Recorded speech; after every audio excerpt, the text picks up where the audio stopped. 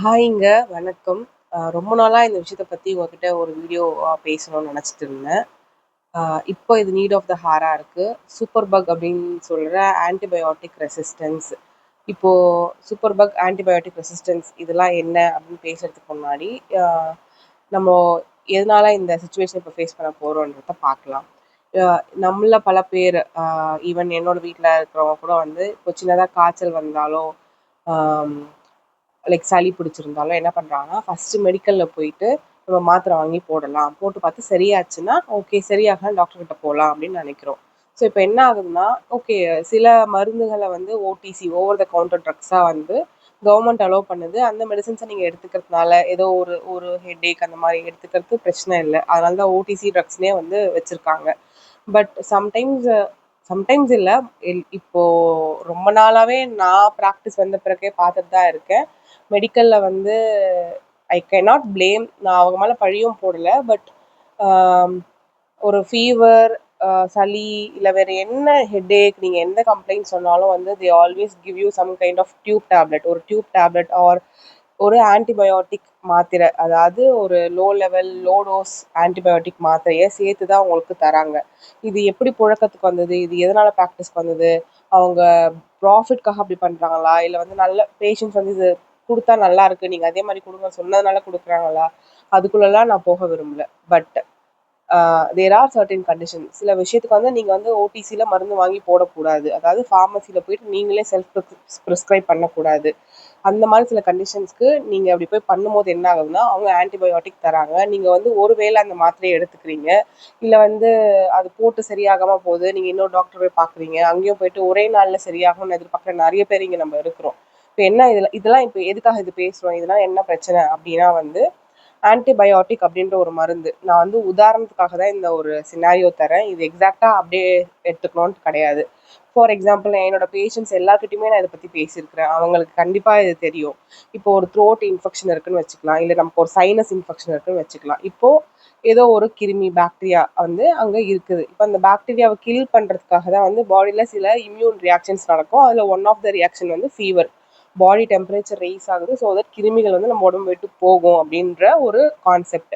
இப்போது ஃபீவராலையுமே வந்து கிருமிகளை வந்து கொல்ல முடியல, இல்லை கிருமிகளை வந்து உடம்புலேருந்து எலிமினேட் பண்ண முடியலன்னும் போது நமக்கு எக்ஸ்டர்னலாக ஒரு மெடிசன் வந்து தேவைப்படுது to eliminate the bacteria or micro organism from our body. நம்ம உடம்புலேருந்து அந்த கிருமிகளை வெளியேற்ற ஒரு வகையான மருந்து தேவைப்படுது. அது அந்த காலத்தில் வந்து நம்ம வந்து இஞ்சி கஷாயம் குடிப்போம், இந்த மாதிரி சில உணவுகள் மூலமாக பண்ணிட்டு இருந்தோம். இப்போ இருக்கிற கிருமிகள் ரொம்ப வீரியம் அடைஞ்சிருக்கு. சில ஈவன் நானே சின்ன சின்ன த்ரோட் இன்ஃபெக்ஷன்ஸு கண்டிப்பாக இஞ்சி போட்டு ஏதாவது சாறு எடுத்துப்பேன் தான், நான் இல்லைன்னு சொல்ல வரல. பட் இப்போ என்ன ஆகுதுன்னா, சில கிருமிகள் வீரியமாக இருக்கும்போது அதுக்கு மருந்து தேவைப்படுது, அதுக்கு பேர் தான் ஆன்டிபயோட்டிக். இப்போது இது வந்து ஒரு எப்படி எடுத்துக்கணும் அப்படின்னு ஒன்று இருக்குது. இப்போ நீங்கள் வந்து ஒரு 100 கிருமி இருக்குன்னு எக்ஸாம்பிளுக்கு வச்சுக்கலாம். இப்போ 100 கிருமி இருக்குன்னா நீங்கள் வந்து ஃபஸ்ட்டு ஆன்டிபயோட்டிக் டோஸ் எடுத்துக்கும் போது அந்த 100 கிருமி வந்து ஒரு 80 கிருமி ஆகும். அப்புறம் ஒரு குறிப்பிட்ட இன்டர்வலுக்கு அப்புறம் ஒரு 8 ஹவர்ஸ்க்கு அப்புறம் வந்து அது அனதர் டோஸ் எடுக்கணுன்ற மாதிரி மருந்துக்கு ஏற்ற மாதிரி அந்த இன்டர்வல் வந்து மாறும், இன்ஃபெக்ஷனுக்கு ஏற்ற மாதிரி அந்த இன்டர்வல் மாறும். ஸோ அடுத்த டோஸ் நீங்கள் எடுப்பீங்க. அப்போ அந்த 80 கிருமி வந்து 50 ஆகலாம், அப்புறம் 40 ஆகலாம், 30 ஆகலாம். நீங்கள் அந்த கோர்ஸ் முடிக்கும் போது கிருமிகள் வந்து உங்கள் உடம்பு விட்டு கம்ப்ளீட்டாக போகலாம். இல்லை ஒரு சில ட்ரேசஸ் இருக்கலாம், பட் அது வீரியமாக இல்லாமல் போகலாம். ஸோ இது வந்து ஒரு சினாரியோக்காக தான் சொல்கிறேன். இப்போ இப்படி இருக்கும்போது இந்த கிருமிகளோட கவுண்ட்டு குறைய குறைய இப்போ நம்மளோட உடம்பு எதிர்ப்பு சக்தி வந்து சண்டை போடும், கிருமிகள் வந்து எதிரியாக இருக்கும். இப்போ சண்டை போடுறதுக்கு நம்ம இம்யூனிட்டி சிஸ்டத்தோட சேர்த்து மருந்தும் தேவைப்படுது. இப்போ கிருமியோட கவுண்ட் தன்னோட படைபலம் குறைய குறைய கண்டிப்பாக அது வந்து ஃபீவரோ இல்லை எந்த சிம்டம்ஸோ கொடுக்காம இருக்குமே தவிர, பட் உள்ளுக்குள்ளே இருக்கும். அப்போ நம்ம அதுக்கு தெரியாது, சிம்டம் இல்லைன்றதுனால இன்ஃபெக்ஷன் போயிடுச்சுன்னு அர்த்தம் கிடையாது. இப்போ குறிப்பிட்ட பீரியட் வரைக்கும் நீங்கள் எடுக்கணும் அப்படின்னும் போது அது நீங்கள் எடுக்கிறது தான் நல்லது. சரி, இப்போ இவ்வளோ ஏன் நான் பேசணும், இப்போது ஏன் இப்போ நான் குறிப்பிட்ட பீரியட்குள்ளே எடுக்கலை, நான் வந்து பாதியிலே டிஸ்கண்டினியூ பண்ணிடுறேன்னா என்ன ஆகும், இதுக்காக தான் இது எதுக்காக சொல்ல வரேன்றத நான் சொல்லிடுறேன். ஸோ இப்போ வந்து ஆன்டிபயோட்டிக் ரெசிஸ்டன்ஸ் அப்படின்னா என்னன்னா வந்து, இப்போ நீங்கள் இந்த கிருமிகளுக்காக போடுற மாத்திரை வந்து வேலை செய்யாமல் போடுறது. இப்போ அந்த கிருமிகள் என்ன பண்ணிக்கோன்னா, அந்த மருந்துக்கு தன்னை தானே வந்து ஒரு ஷீல்ட் ஆக்கிட்டு மியூட்டேட் ஆகிட்டு தன்னோட உருவத்தையே அது மாற்றிக்கும். படத்துலலாம் வந்து மாறு வேஷத்தில் வரா மாதிரி இது தன்னை மாற்றிக்கிட்டு அந்த மருந்துக்கு ரெசிஸ்டன்ட் ஆகிக்கும். இது ஏன் நடக்குதுன்னா, நீங்கள் ஷார்ட் டியூரேஷன் அந்த மாத்திரை போடுறதுனால, போட்டு சரியாயிடுச்சு உடனே நீங்கள் அந்த ஆன்டிபயோட்டிக்கை ஸ்டாப் பண்ணுறீங்க, அதோட கோர்ஸை முடிக்க மாட்டீங்க. இன்னொன்று, தேவையான டோஸ் உங்களுக்கு உங்கள் வெயிட்டுக்கு ஏற்ற டோஸ் வந்து உங்களுக்கு கிடைக்காம போகும்போது இந்த மாதிரி சூழல் நடக்கும். ஷார்ட் டியூரேஷன், அண்டர் டோஸ், இது 2 தான் ப்ரைமரி ரீசன். இது முக்கியமாக எந்த மாதிரி சுச்சுவேஷன் நடக்கும்னா, நீங்கள் மெடிக்கலில் மாத்திரை வாங்கி போடுறதுல உங்கள் வெயிட்டுக்கு ஏற்ற டோஸ் அது கிடைக்குதான்னு தெரியாது. ஆல்சோ நீங்கள் 1 or 2 டைம்ஸ் தான் போடுவீங்க, செட் ஆகலாம் டாக்டர் கிட்ட வந்துடுவீங்க. நான் எக்ஸ்ட்ரீம் சில கேசஸ் கூட பார்த்துருக்கேன். காலில் அடிபட்டு தையல் போட்டுட்ட பிறகு மருந்து வந்து இவங்களே வந்து மெடிக்கல் ஷாப்பில் கேட்டு ஆன்டிபயோட்டிக் வாங்கி போட்டு அந்த புண்ணு சரியாகாமல் போய் அப்புறம் அது சீழை வச்சு அந்த தையில பிரித்து திருப்பி அது ட்ரெஸ்ஸிங்க்கு ஃபாலோ பண்ணி ஆன்டிபயோட்டிக் மாற்றி இந்த மாதிரி நிறைய சினாரியோஸ் நம்ம பார்த்துருக்கோம். இப்போ இதெல்லாம் நான் எதுக்கு அட்ரஸ் பண்ணணும்னு நினைக்கிறேன், உங்ககிட்ட ஏன் இது கொண்டு வந்து நிறுத்துறேன்னா, இப்போ நான் கரெக்டாக தான் மேம் ஆன்டிபயோட்டிக் போடுறேன், என் டாக்டர் ஈவன் என்னோட பேஷண்ட்ஸ் சில பேர் வந்து ஆன்டிபயோட்டிக் கரெக்டாக போட்டுட்டு வரவங்க இருக்கிறாங்க.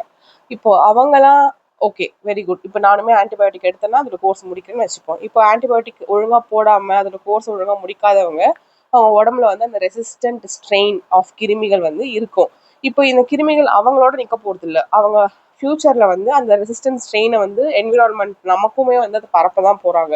அப்படி இருக்கும்போது ஒரு கம்யூனிட்டி ஃபுல்லாகவே வந்து எப்படி ஹர்ட் இம்யூனிட்டி, போலியோக்கு வந்து சொட்டு மருந்து போட்டால் வந்து எல்லாருக்கும் நோய் எதிர்ப்பு சக்தி டெவலப் ஆகும், ஹர்ட் இம்யூனிட்டி சமூகத்துக்குமே அந்த எதிர்ப்பு சக்தி வரும் அப்படின்னு சொல்கிறாங்களோ, அதே மாதிரி ஆன்டிபயோட்டிக் ரெசிஸ்டன்ட் உள்ள கிருமிகளும் ஒருத்தர் ஒழுங்காக டிஃபால்ட்டராக இருக்கும் போது, ஒருத்தர் வந்து ஒழுங்காக அந்த ஆன்டிபயோட்டிக் கோர்ஸை முடிக்காத போது, ஒருத்தவங்க வந்து கரெக்டாக ப்ரிஸ்கிரைப்டு மெடிக்கேஷன்ஸு யார்கிட்ட இருந்து வாங்கணுமோ அது வாங்காத போது அவங்க மூலமா அந்த ரெசிஸ்டன்ஸ் ஸ்ட்ரெயின்ஸ் கம்யூனிட்டிக்கு ஸ்ப்ரெட் ஆகும். அப்போ இது எல்லாருமே தான் பாதிக்கப்படுறோம்.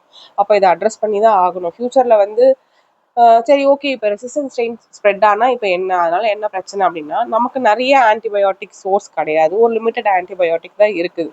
இப்போ நம்ம கொஞ்சம் கொஞ்சமாக நல்ல நல்ல ஆன்டிபயோட்டிக் எல்லாத்துக்கும் உடம்ப வந்து கிருமிகளை வந்து ரெசிஸ்டன்ட் ஆக்கிட்டே வந்தோம்னா ஒரு சின்ன இன்ஃபெக்ஷனுக்கு கூட பெரிய லெவல் ஆன்டிபயோட்டிக் எடுக்க வேண்டிய ஒரு சூழல் வந்துடும்.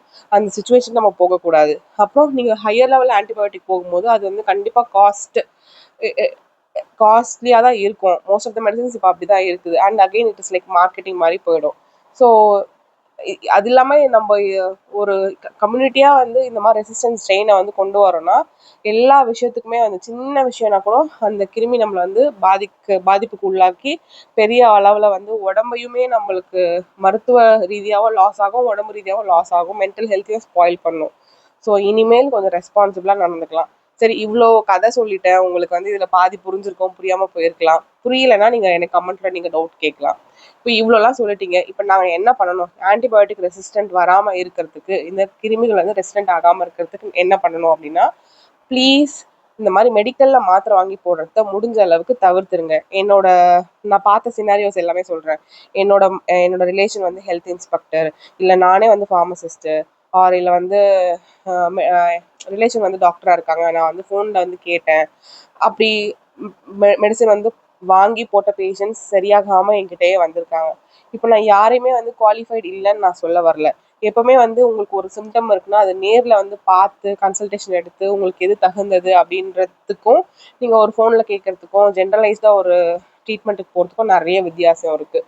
ஸோ முடிஞ்ச அளவுக்கு நீங்களே வந்து ஓவர் த கவுண்டரில் மெடிசன் வாங்குறது தவிர்த்துக்கோங்க. அப்படியே நீங்கள் வாங்கினாலும் ஒரு ஹெட்டேக்கு நீங்கள் வாங்குறீங்கனாலும் இதில் ஆன்டிபயோட்டிக் இருக்கா, எனக்கு அது வேண்டாம் அப்படின்னு சொல்ல பழகுங்க. ஏன்னா வந்து after all it's all money for them, but for you it's your health. அதனால வந்து முடிஞ்ச அளவுக்கு இதில் ஆன்டிபயோட்டிக் இருக்கா எனக்கு வேணான்னு சொல்ல பழகுங்க. டாக்டர்ஸ் ஆன்டிபயோட்டிக் கொடுக்குறாங்கன்னா ஆன்டிபயோட்டிக் கொடுத்துருக்கீங்களா நீங்கள் கேட்கறதுக்கு உங்களுக்கு எல்லா ரைட்ஸுமே இருக்குது. ஆன்டிபயோட்டிக் கொடுத்துருக்கீங்களா, எத்தனை நாளைக்கு போடணும், அதை மட்டும் எனக்கு தனியாக கொடுங்க, ரவுண்ட் பண்ணி கொடுங்க அப்படின்னு நீங்கள் கேட்டு அதை மட்டும் நீங்கள் அதோட கோர்ஸை முடிக்கலாம். ப்ளஸ் நீங்களாம் வந்து எனக்கு சரியாயிடுச்சு, எனக்கு போதும், சரியாயிடுச்சு, நான் ஏன் கண்டினியூ பண்ணி போடணும் அப்படின்ட்டு நீங்களாவே ஒரு டெசிஷன் எடுத்து ஸ்டாப் பண்ணாதீங்க. இல்லை நீங்களா ஒரு டெசிஷன் எடுத்து திருப்பி கண்டினியூ பண்ணி வாங்கி போடுங்க. எனக்கு சரியாகல போல், அப்போ நான் இன்னும் போடணும் போல் நீங்களே ஒரு கன்க்ளூஷனுக்கு வந்து நீங்கள் அதிக டியூரேஷனும் எடுக்காதீங்க. இதையுமே நான் சொல்லிக்க விரும்புகிறேன். ஸோ ஹோப்ஃபுல்லி உங்களுக்கு இந்த வீடியோ பெனிஃபிட்டாக இருக்கும்னு நான் நினைக்கிறேன். இல்லை நான் சொல்கிற விஷயத்தில் உங்களுக்கு ஏதாவது எதிர்கருத்து இருந்தாலும், இல்லை நீங்கள் வந்து மாஸ் ஃபியர் உண்டாக்குறீங்க, பயத்தை உண்டாக்குறீங்க, இது ஒரு வகையான மார்க்கெட்டிங், நீங்கள் வந்து டாக்டர்ஸ் கிட்ட தான் வந்து ப்ரெஸ்கிரிப்ஷன் எழுதி வாங்கணுன்றதுக்காக சொல்ல வரீங்க அப்படிலாம் நினச்சிங்கன்னா இல்லைங்க, இதில் நானும் தான் பாதிக்கப்படுவேன். அதனால தான் நான் இதை அட்ரஸ் பண்ணுறேன். அதனால மட்டும் இல்லை, எனக்கு வந்து சமூக பொறுப்பும் இருக்குது. Antibiotic resistance is not a joke. கோவிடை விட ரொம்ப ரொம்ப ரொம்ப மோசமான ஒரு விஷயம் இது. ஏன்னா நம்மளோட சாதாரண இன்ஃபெக்ஷன்ஸ்க்கே வந்து ஆன்டிபயோட்டிக் இல்லாத போகும்போது அதோட நிலைமை வரும்போது தான் உங்களுக்கு தெரியும் அதோட வீரியம் என்னன்னு சொல்லிட்டு. ஸோ நாம தான் டுகெதர் ஆஸ் அ கம்யூனிட்டி எது நல்லதோ அதை செய்யணும். இனிலேருந்து நீங்கள் என்ன மாத்திரை போட்டாலும் அது அக்கௌண்டபிளாக நீங்கள் உங்கள் உடம்புல போடுறது சரியான மருந்தா, அது எவ்வளோ நாள் எடுக்கணும்னு தெரிஞ்சுக்கிட்டு போட ஆரம்பிங்க. உங்களுக்கு ஏதாச்சும் டவுட்ஸ் இருந்ததுன்னா கமெண்ட்டில் வந்து சொல்லுங்கள். இதை வந்து முடிஞ்ச அளவுக்கு எல்லாருக்கிட்டையும் பகிர்ந்து போகும். வீடியோ வந்து லாங்காக இருக்கலாம், பட் சொல்ல வந்த விஷயம் ரொம்ப முக்கியமானதுன்றதுனால நான் வந்து எக்ஸ்பிளைன் பண்ணி சொன்னேன். டவுட்ஸ் எதுவாக இருந்தாலும் நான் அட்ரஸ் பண்ண தயார். டிஃப்ரென்ஸ் ஆஃப் ஒப்பீனியன் இருந்தாலும் சொல்லுங்கள். Thank you so much.